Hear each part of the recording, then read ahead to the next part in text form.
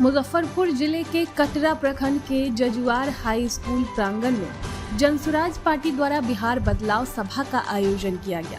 इस सभा में औराई विधानसभा क्षेत्र के कार्यकर्ता और स्थानीय जनता शामिल हुए।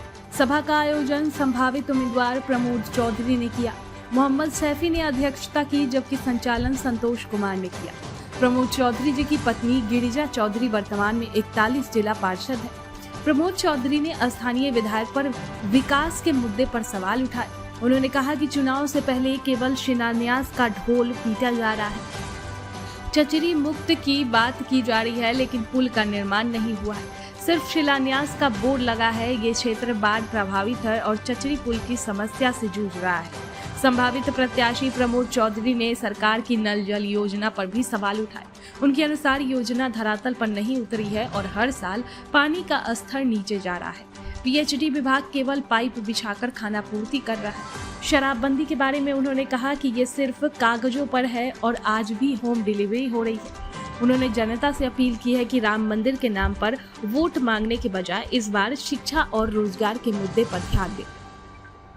जिला पार्षद पति और जनसुराज पार्टी के संभावित प्रत्याशी प्रमोद चौधरी ने कहा कि वे इस बार औराई विधानसभा से चुनाव लड़कर यहां की स्थिति बदलने का काम करेंगे। उन्होंने कहा कि हर साल राम मंदिर के नाम पर वोट मांगा गया है, लेकिन इस बार शिक्षा और रोजगार मुद्दा मुख्य होगा। मौके पर अनमोल ठाकुर, वंदना कुमारी समेत दर्जनों अतिथि सहित हजारों की संख्या में जनता का समर्थन मिला। जिनका कर चल रहा है, जिनका का उद्देश्य क्या है पता है? कुटीर उद्योग को बढ़ावा देना। किसी को टोकरी बुनाई के लिए, किसी को सिक्की का डलिया देने के लिए लोन दिया जाता है। ये बातें कागज पर चल रही है, हकीकत में ऐसा नहीं है। हकीकत में ये चीज प्रभावी ढंग से लागू नहीं हो पा रही है जमीन पर। ये चीजें हमें दिक्कत करती है। योजनाओं का ठीक से क्रियान्वयन होना ही चाहिए। बंधु नल जल योजना आया था आज से लगभग 5-6 साल पहले और अभी चल रहा है। आप लोगों ने देखा सरकार ने नल जल योजना लाई। योजना की अहमियत आप इस बात से समझ लीजिए, इस साल पानी का जो संकट हुआ है उसमें वो नल जल योजना कितनी कारगर हुई है। योजनाएं अच्छी बनी, दूरदर्शिता के हिसाब से बनी, लेकिन एक भी नल जल अगर सही ढंग से चालू हो तो हमें बता दीजिए। ये सरकार योजना का क्रियान्वयन कर ही नहीं पा रही है। कमीशन थोड़ी इतनी बढ़ गई है कि सारे काम भ्रष्टाचार के भेंट कर जाते हैं। इसे हमें रोकना चाहिए। किसी दो विभाग में कोलैबोरेशन नहीं है। नल जल बने होते हैं तो रोड काट करके पाइप लगा के चले जाते हैं, फिर रोड बनाने वाले आते हैं तो नल जल का पाइप काट के चले जाते हैं। फिर रिपेयर के लिए टेंडर होता है और आम जनता का पैसा पानी की तरफ आता है। अगर योजनाबद्ध तरीके से ये काम किया जाए तो नल जल का पाइप भी सुरक्षित रहेगा और सड़क भी सुरक्षित रहेगी। लेकिन उससे किसी को कोई मतलब नहीं है। उसे तो कागज पर अपना नाम निकालना है कि हमने नल जल दिया, बहुत अच्छा काम किया। बंधुओं, सरकार के लिए मैं कहना चाहूंगा कि तुम्हारे फाइलों में मौसम गुलाबी है, मगर माफ करना ये आंकड़ा किताबी है। आंकड़ों के खेलने से हमें उलझा कर रखा है। सत्ता उन्मुख सरकार ये अपना नियम सत्ता को केंद्रित में रखकर बनाती है। जनता का विकास इनका प्राथमिकता नहीं है।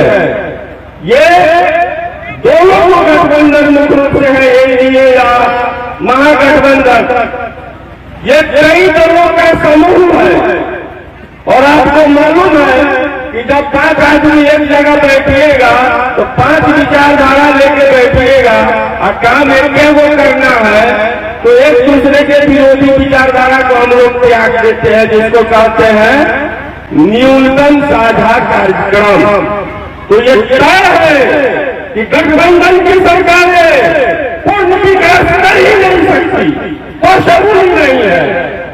कोई सरकार, कोई पार्टी चाहता है कि हम शिक्षा पर जोर दें, अब कोई कहेगा कि ना हम सड़क पर जोड़ दे, अब कोई कहेगा ना हमको जो है वो आमदनी अपने करना है। तो ऐसी स्थिति में न्यूनतम तय होता है कि पांचों खुश रहो भाई, सरकार को चलने दो, पैसा जनता का जाता है बढ़ने दो। ये जन सुराज एक ऐसी पार्टी है जिसने अपना नियम बनाया कि मैं गठबंधन कभी नहीं करूंगा चाहे मुझे 1 सीट आवे या 243 सीट आवे। इसके लिए ऐसा नियम बनाने के लिए कलेजा चाहिए, वो कलेजा दिखाया है इसने कहा है कि अगर किसी को मेरे साथ आना है तो मेरी पार्टी में मेरे सिद्धांतों के साथ विलय करना होगा। ये भी बिहार के विकास के लिए पॉजिटिव चीज है। बहुत सारी बातें हैं बंधुओं, हम लोगों को सत्ता के लिए जाति धर्म में बांटा गया, कभी एमओआई समीकरण बनाया गया, कभी दलित बनाया गया, कभी हिंदू मुस्लिम किया गया। आखिर ये क्यों, ये समझने की बात है। एमओआई समीकरण के अलावा बाकी लोग भारत के लोग नहीं है क्या? उनके लिए कोई सुविधा नहीं मिलेगी क्या? मुसलमान हिंदू के लिए सब होगा, मुसलमान कहाँ का नागरिक है और मुसलमान को सब कुछ दे देते, हिंदू क्या कहेगा? ये सारे सिस्टम सत्ता पाने के डिवाइड एंड रूल, वोट डालो और शासन करो के नियम है। अब वक्त आ गया है कि हमें इसे तोड़ना होगा। ये सारा काम हम ही लोग कर सकते हैं। हमें सिर्फ इस बात का ख्याल रखना है कि जब भी वोट आवे केवल एक ही व्यक्ति को वोट देंगे और वह व्यक्ति सबसे अच्छा उम्मीदवार हो उसको, वो चाहे किसी पार्टी का हो, चाहे वो जन सुराज का हो, चाहे वो एनडीए का हो, चाहे वो महागठबंधन का हो, चाहे वो मेरी जाति का हो, चाहे वो मेरे धर्म का हो।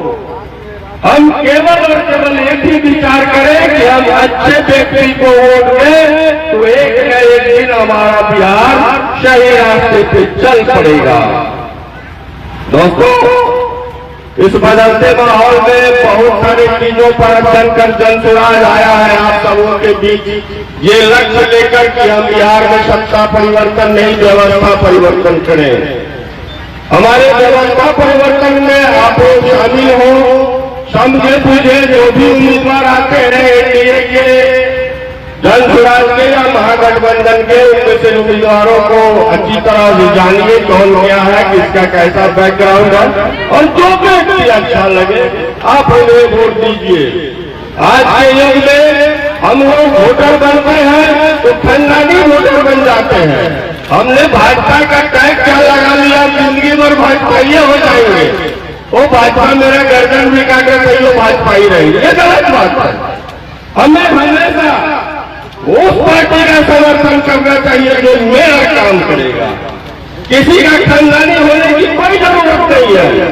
आज तुमने मेरे मुझको समझा, मैं तुमको वोट दूंगा, कल तुमने मुझे नहीं समझा, मैं क्या करूंगा, मैं दूसरे को वोट दूंगा। किसी का खानदानी नहीं है, हम लोग आम नागरिकों